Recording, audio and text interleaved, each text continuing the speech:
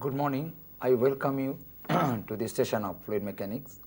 Today we will be starting a new topic, that is introduction to laminar boundary layer. Earlier in few discussions or in earlier sessions, while discussing viscous flow, we have recognized that due to the fluid viscosity, the velocity at different layers of the fluids are different. This is because of the viscous effect of the fluid. Moreover, it is because of the frictional interaction between the fluid and the solid, the velocity of the fluid element at the solid surface with respect to the solid surface is 0 when fluid flow past a solid surface. This is known as no-slip condition. If we consider the solid surface is at absolute rest, then we can tell the no-slip condition as the velocity of the fluid particle at the solid surface is 0. So therefore, we see the velocity of the fluid particles are gradually retarding or decreasing to a 0 velocity at the solid surface. So therefore, the velocity gradients are very large at the solid surface. So therefore, if we have a very high flow velocities past a solid surface, so velocities will be retarding near the solid surface and will be 0 at the solid surface. Now it has been found in practice that if the fluid flows with a very high velocity or the fluid viscosity is very low, then what happens is that this velocity gradient, that is the gradient of the velocity in a direction normal to the flow of fluid, is limited or arrested within a very narrow region near the vicinity of the solid surface. So this gives the preliminary introduction to the concept of boundary layer. Let us investigate this situation like this. Let us consider the fluid flow over a flat solid surface, a simple case, for example, a flat solid surface. What is the situation? Let us consider the fluid approaches with a uniform velocity u infinity, whose magnitude is u infinity. So when the fluid flow past the solid surface, we see that there is a formation of a layer like that we just define a layer like that, so that at any section we can describe the velocity profile like this. We can describe the velocity profile like this. Let me first draw, then I will explain the situation. That means well, that means at any section the velocity is starting from 0 because of the no-slip condition of the fluid increases from 0 to the free stream velocity beyond a certain distance. This distance from the platelet, this is b delta. This is very small depending upon the flow velocity. So therefore, we see that within a small distance in a direction perpendicular to this surface, let we consider this as x and this as y, we see in a direction y, within a small distance from the plate the velocity gradient is confined, which means beyond a small distance delta from the plate in the y direction, fluid approaches almost its original uniform velocity, which is known as free stream velocity. So the velocity profile is almost uniform beyond a certain distance delta, which is a function of the direction x, which increases in the direction x like this. So this is the phenomena based on which therefore we can write a very interesting thing. The shear stress at any layer in the flow of fluid, as we know from our basic knowledge, can be written as mu into del u del y. If u is the velocity, which is a function of both x and y at any section, so it is del u del y. Del u del y is the velocity gradient, that is gradient of velocity in this normal direction, which is nothing but the shear rate or rate of shear strain. So shear stress at any layer is simply mu del u del y.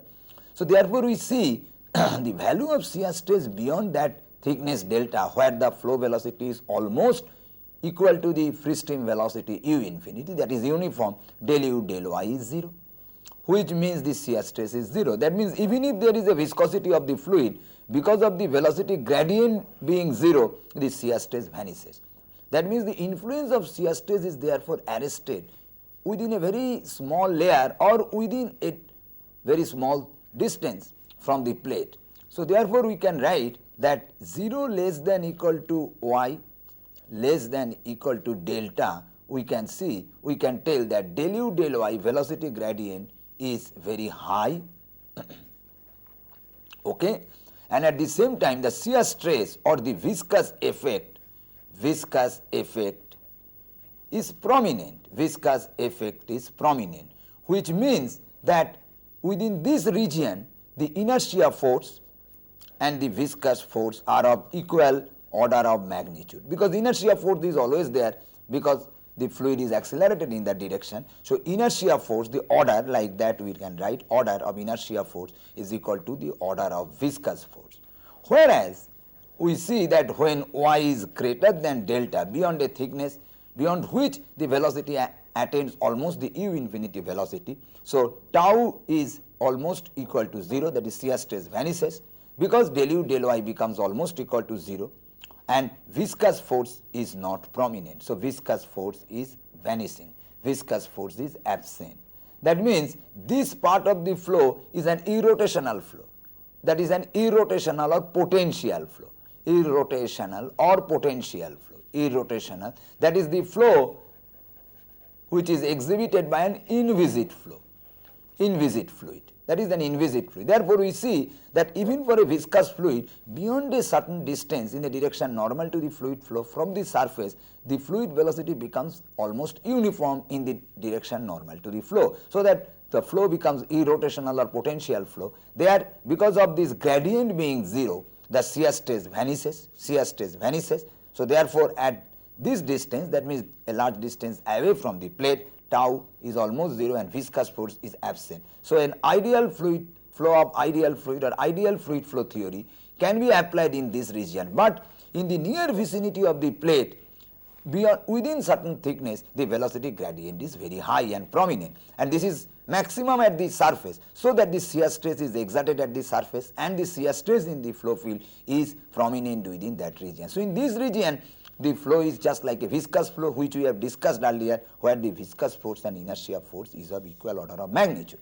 Now this happens for all types of flow. It is not that for all types of surface. For a plane surface, we can explain this. For a curved surface, just like the flow past a cylinder, we can also explain this like this, that if there is a uniform flow which is approaching with a velocity of u infinity, that is uniform, when it past a curved surface, there also within a thickness the velocity is varying.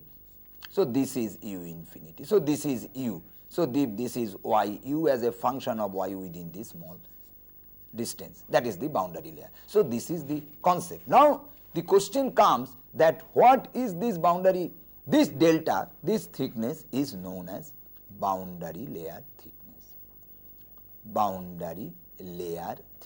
within which the velocity gradient is prominent and the viscous effect is arrested, boundary layer thickness. That is the thickness or the distance from the solid surface. Again, if we draw this flat surface concept, so boundary layer, this is a function of x, goes on increasing.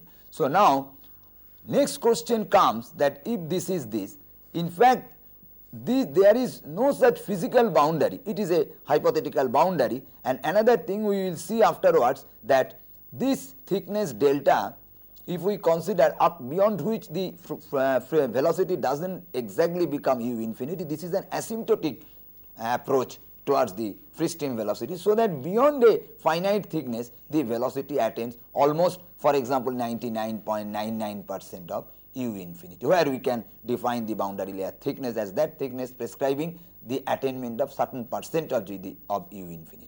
Just like the establishment of flow, we have seen the steady state is never achieved theoretically, but if we consider the time for which there is 99% of the steady state is reached, that is known as the time for establishment. Here also the thickness beyond which 99.99% of u infinity is approached. But for our understanding, we consider as if there is a thickness beyond which it attains exactly u infinity. Now the next question comes that this thickness, which we define as the boundary layer thickness, within which the velocity gradient is prominent and the shear stress effect is arrested, what is this value of this thickness and on which it depends? This is the information that if the flow velocity, free stream velocity u infinity, or the approach velocity is very high, delta is very low. That means delta is an inverse function of 1 by u infinity, and delta is also an inverse function of viscosity.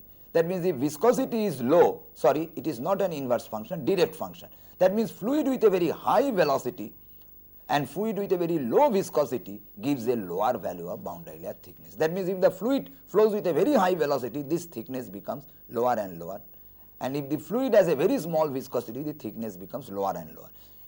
An approximate quantitative analysis we can make from an order of magnitude analysis. Now we know in this region inertia force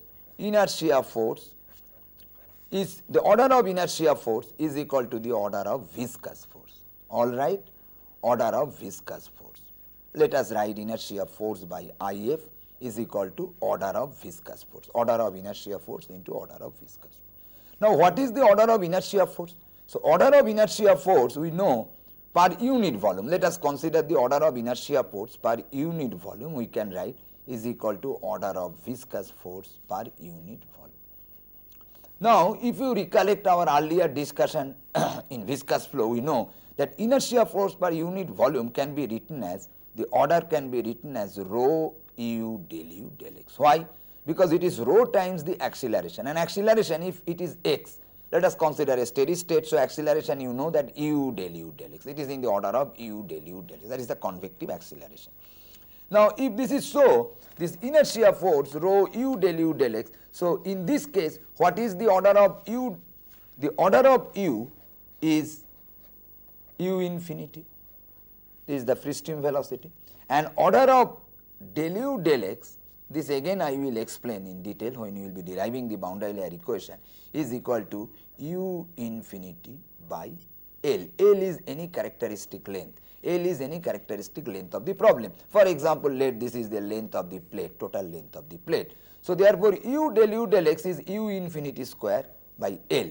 So therefore the order of the inertia force per unit volume, the order of this becomes equal to the order of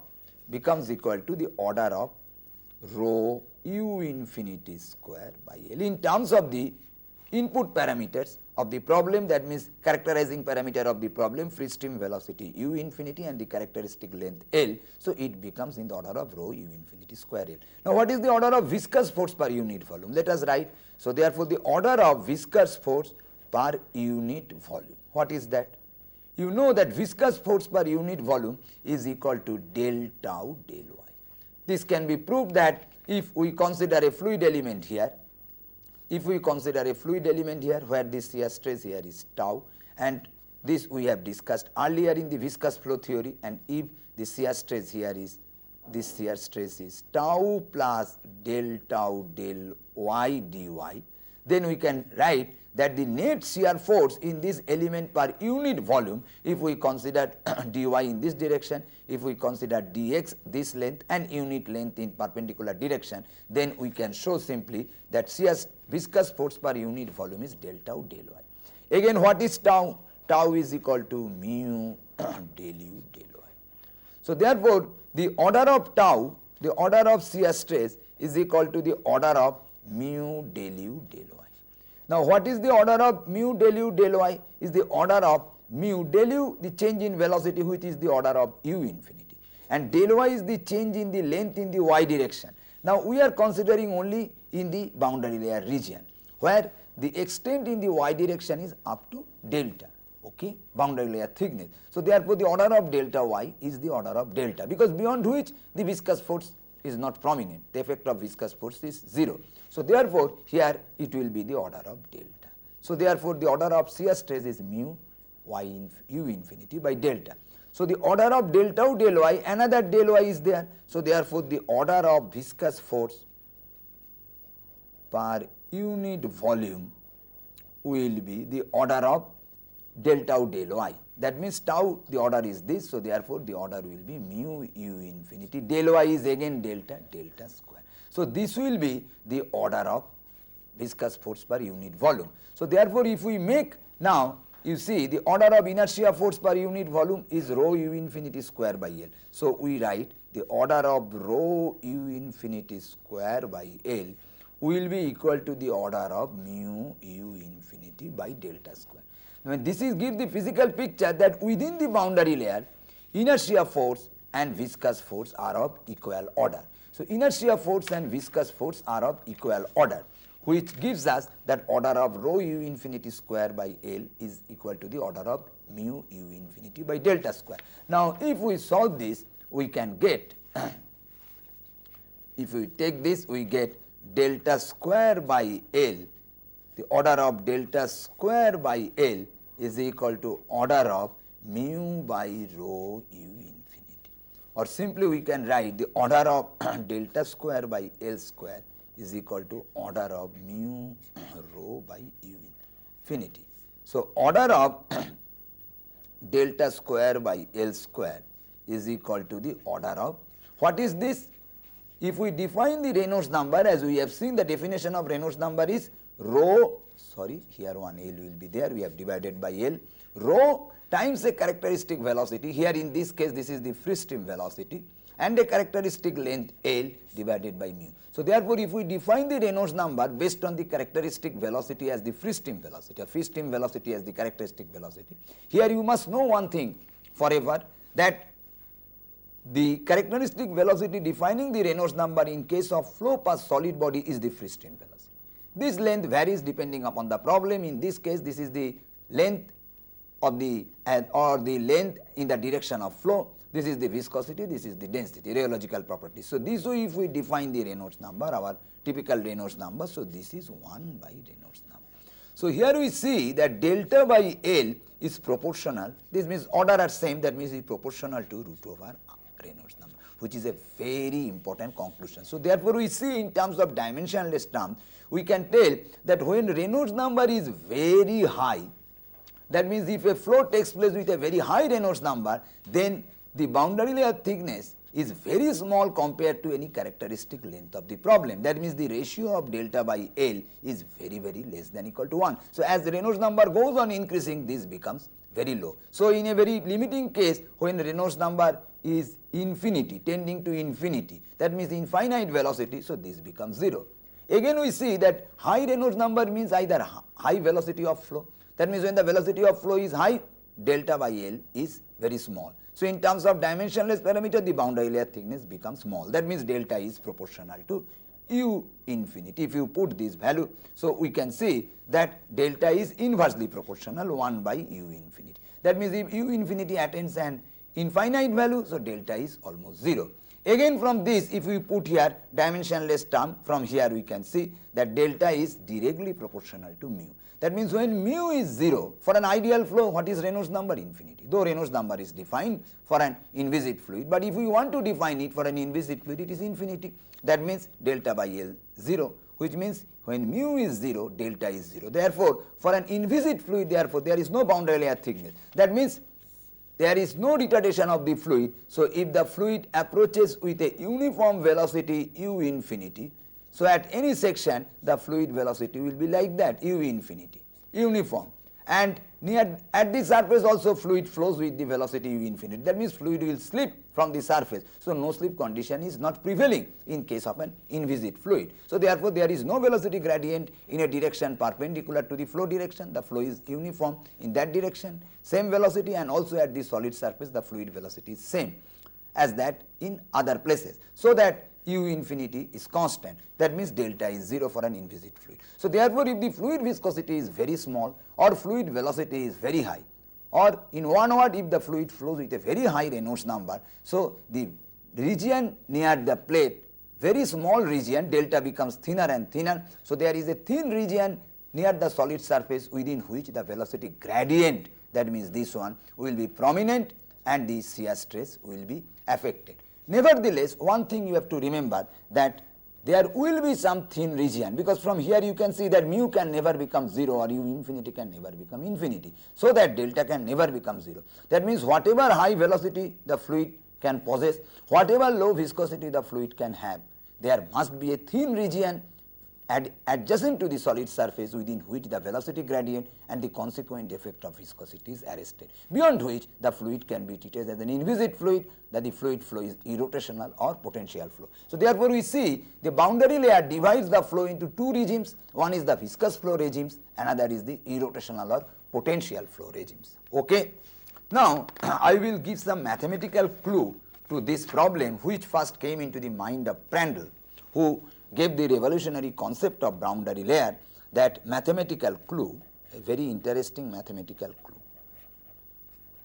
Now, you see, if you remember the viscous flow equation of motions, which are known as Navier-Stokes equation, for a two-dimensional Cartesian frame of reference, if you write this equation, let us recollect the equation u del x with xy coordinate with Cartesian xy coordinate x direction plus v del u del y is equal to minus 1 upon rho del p del x plus mu del square u del x square plus del square u del y square.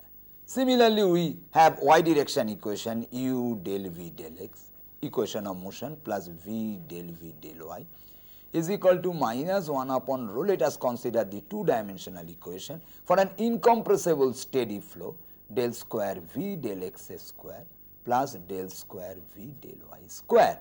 So, these are the terms responsible for the viscous force. If you make this term 0 for an inviscid fluid when mu is equal to 0, so this equation becomes the Euler's equation. This is the inertia force, that is the mass times the acceleration. It is written per unit mass basis, so it is only the acceleration part. So, convective acceleration in x direction, convective acceleration in y direction for a steady flow, and this is the pressure force. So, this part is the Euler's equation, this is the addition for the viscous term or the viscous force. This we have already seen in the viscous flow theory.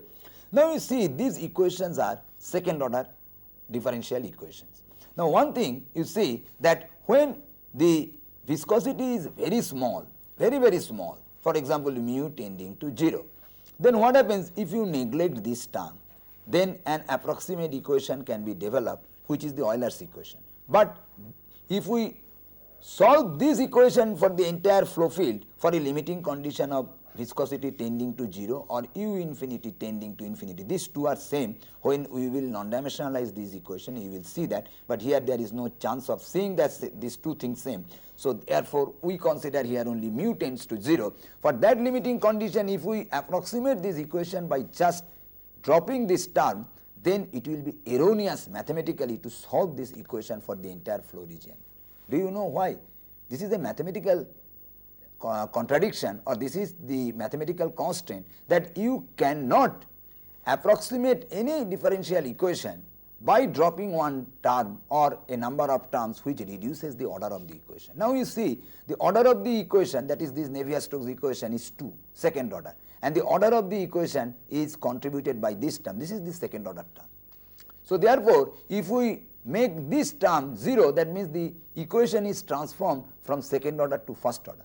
Now, you see the order of a differential equation for its solution require the same number of boundary conditions. That means, if we have to solve a differential equation of second order, we require 2 boundary conditions.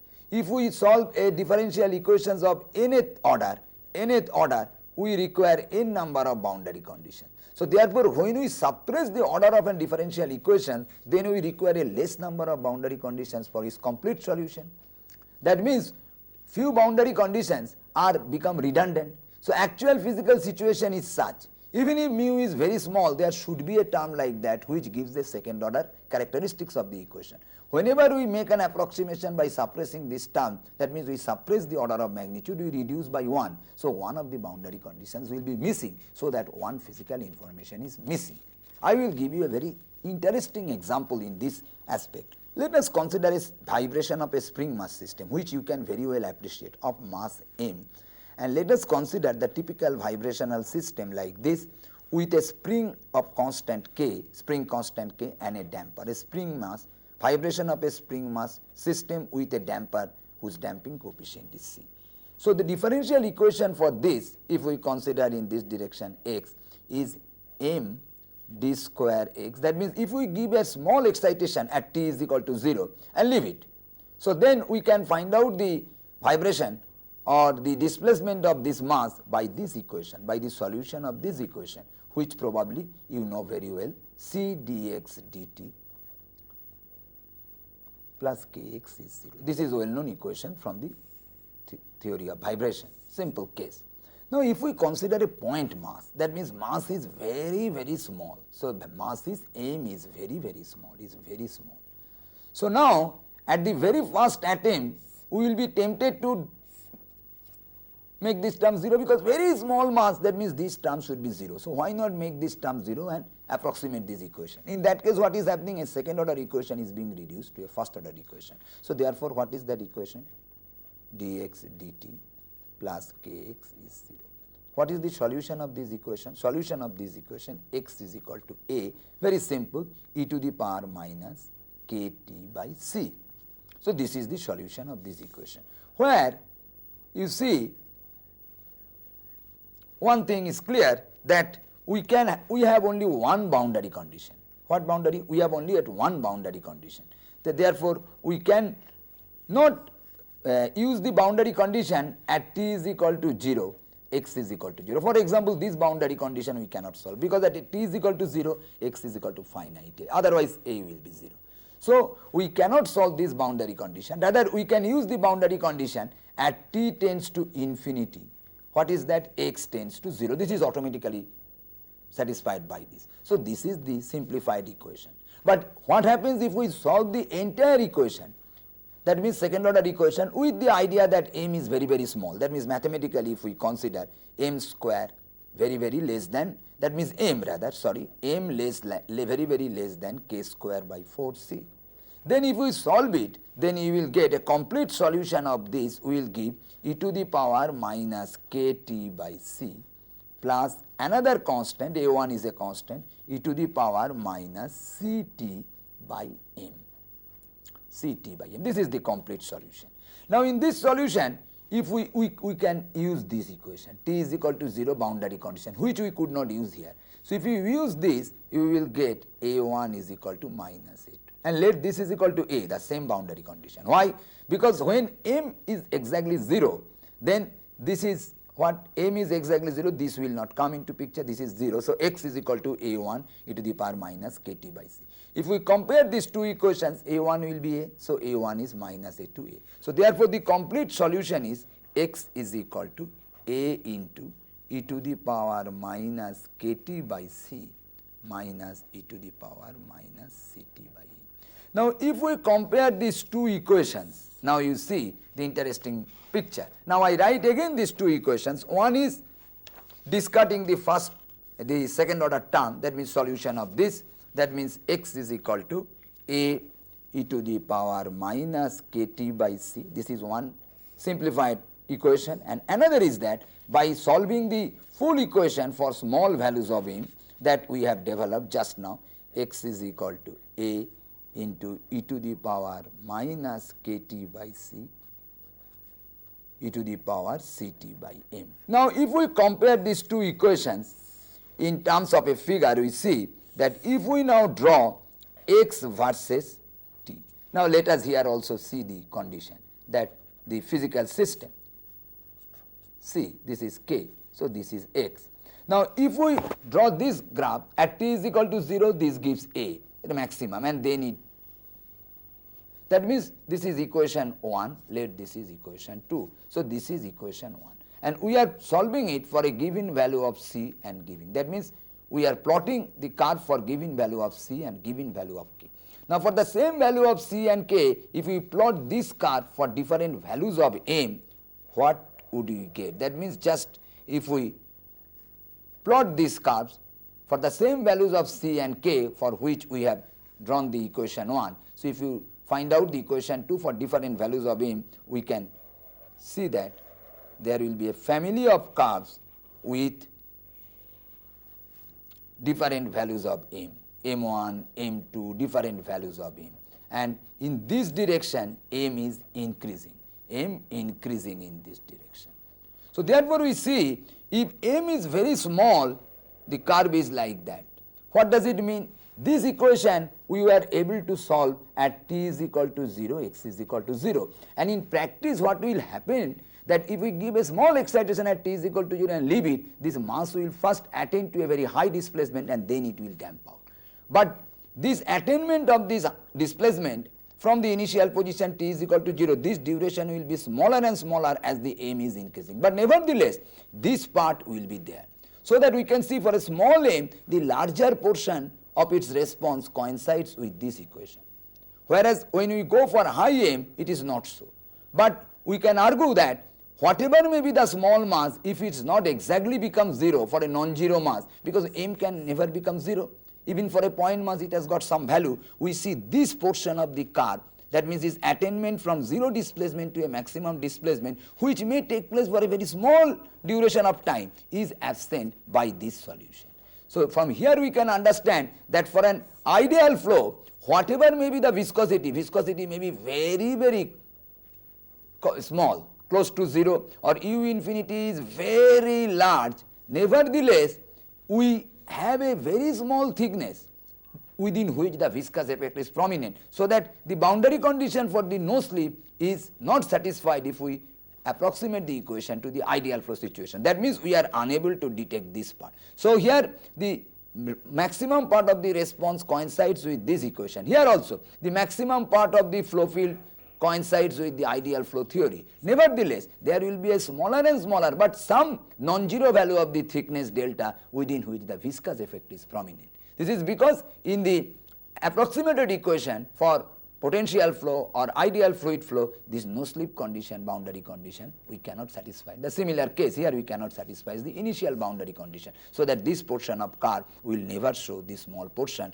even for a very small mass where the displacement from 0 is attained here. So this is the mathematical clue which came into the mind of Prandtl, that we cannot suppress the order of equation. That means when the flow velocity is very high or viscosity is very low, we cannot approximate the full equation of motion for a viscous flow, that Navier-Stokes equation, by dropping entirely the viscous terms and hence by reducing the order of the equations, so that one of the boundary conditions will be missing in the solution of this equation, and that the missing of that boundary condition will not reveal the actual flow picture very adjacent to the solid surface.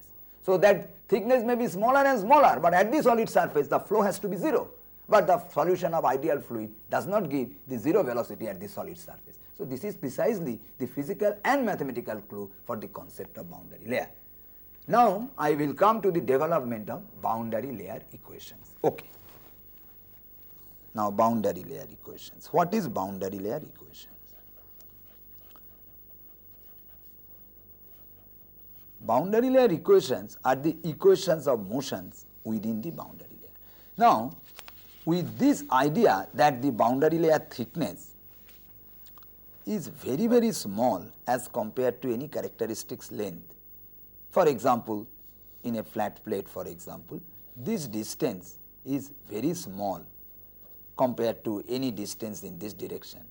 Because of this characteristic feature, and the delta is very small if Reynolds number is very high, when Reynolds number is very high.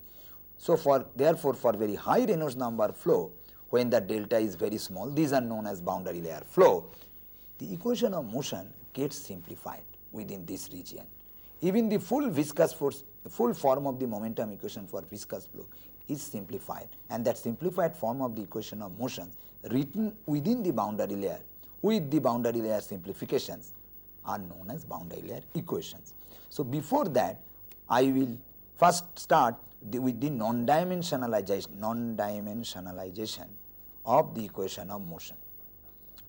Non-dimensionalization of Navier-Stokes equations. This you probably recollect, that is the equation of motions for viscous flow. That means Navier-Stokes equations, Navier-Stokes equations. So let us do that. Let us consider a two-dimensional xy coordinate system. Let us take xy. Let us consider a two-dimensional xy coordinate system and a steady incompressible flow. So what is the Navier-Stokes equation? If we write rho u del u del x in x direction plus v del u del y is equal to minus del p del x, if you recollect, mu del square u del x square plus del square u del y square. How to write? X direction momentum equation. What is y direction momentum equation? Y direction momentum equation is, that means y direction, u is the velocity in the x direction, v is the velocity. Y direction, u del v del x plus v del y. Well, is equal to minus del p del y plus mu del square v del x square plus del square v del y square. And if you write the equation of continuity along with the equation of motion, continuity, that means these are the equation of motions, Navier-Stokes equation, you know, for an incompressible flow in a Cartesian coordinate system. So, steady flow and incompressible flow. So, when the flow is incompressible, this is the equation, del u del x plus del v del y is 0.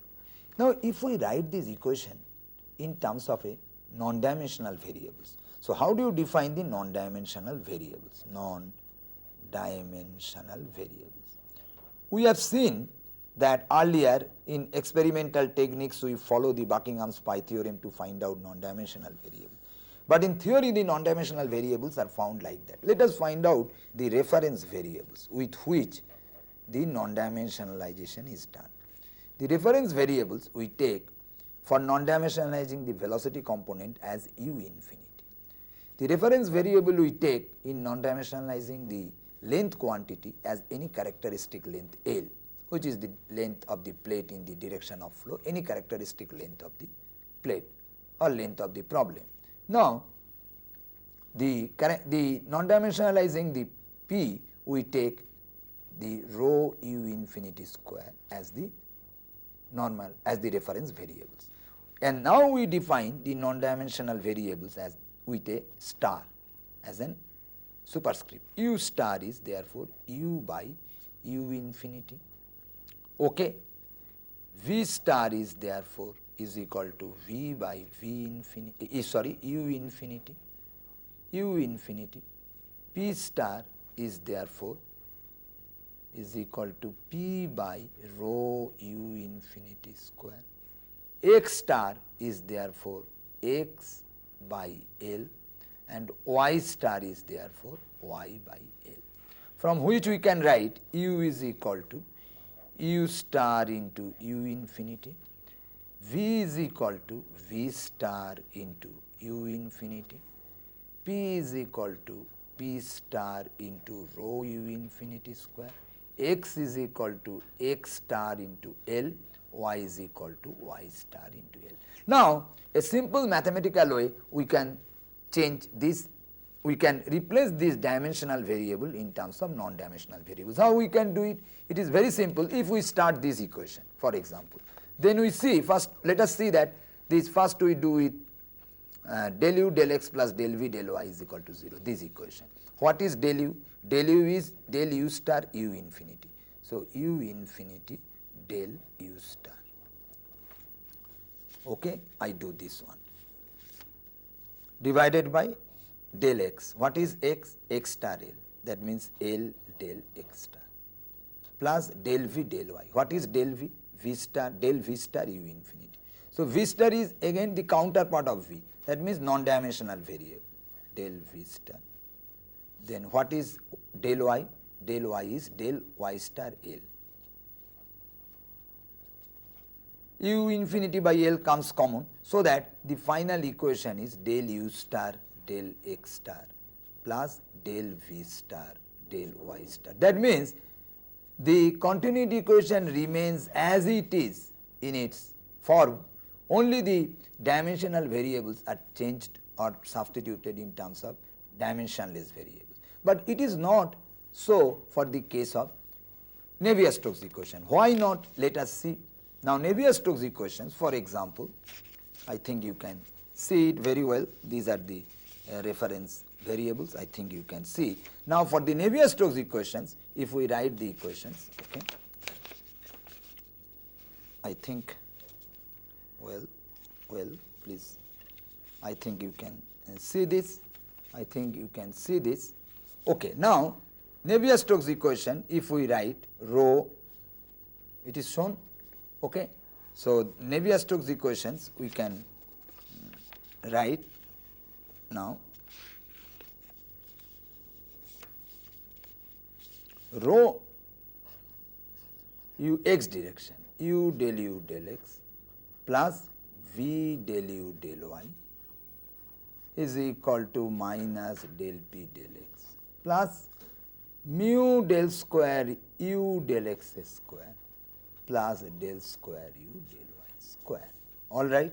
Now you see u is u infinity into u star, del u is u infinity into del u star. So therefore we can write u in here u infinity square u star del u star.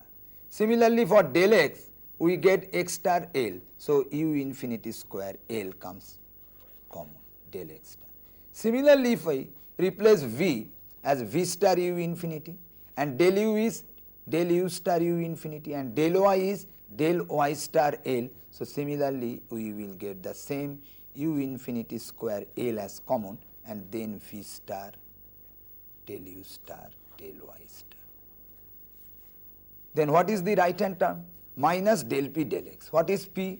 P star rho u infinity square. So del p means del p star rho u infinity square and del x is del x star L.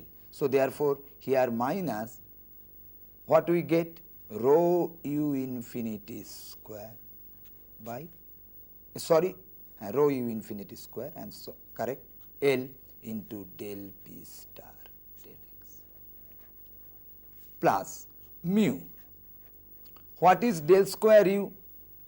U is this, so del u is del u star u infinity, del square u is del square u star u infinity. Okay? So therefore it is simply u infinity del square u star. What is del x square? X is x star L, so del x square is del x star square, but here you will get L square. This is the order of x square, so u infinity by L square. Similarly, if you do that, you will get u infinity by L square into corresponding del square u star del y star square. So therefore now if we look to this, you will see that if you now see this, so here u infinity square rho u infinity square L comes as common. So therefore we can write u star del u star del x star plus v star del u star del y star is equal to, if you divide this, rho u infinity square L, rho u infinity cancel, so simply minus. So up to this the form is same, only that the dimensional variables are substituted by the non-dimensional variables. Now here what is happening, mu u infinity L square divided by rho L by u infinity square, you get mu by rho u infinity L. Then this term is del square u star del x star square plus del square u star del y star square. This is nothing but 1 by Reynolds number. So we can write therefore u star del x star plus v star del u star del y star is equal to minus del p star del x star plus, here is the plus term, 1 by Re into del square u star del x star square plus del square u star. That means we see the non-dimensional form of this equation, x direction momentum equation, is same form if we substitute the variables, dimensional variables as non-dimensional variables, except there is one coefficient comes with the viscous terms instead of mu 1 by Re, a non-dimensional number, Reynolds number. So all the terms are now dimensionless. Similar way, if you non-dimensionalize the y component of velocities with the same reference variables, you will get the u star the same way if you do it, del v star del x star plus v star del v star del y star is equal to minus del p star del y star plus 1 upon Re del square v star del x star square plus del square v star del. So 1 by Re will come in this. So these are the two Navier-Stokes equation in dimensionless form in x and y direction. These are the, but the continuity equation remains in its form without any coefficient coming with any of the term. That means their dimensional equation and non-dimensional equation are exactly in the same form, with the variables are substituted by the non-dimensional counterparts, whereas x and y direction momentum equations or x and y direction Navier-Stokes equation 1 by Re is coming as the coefficient in the viscous term. So these are the non-dimensional versions of the Navier-Stokes equations along with the equation of continuity. In the next class, thank you, I will discuss the order of magnitude analysis and we will arrive at the boundary layer equations. Thank you.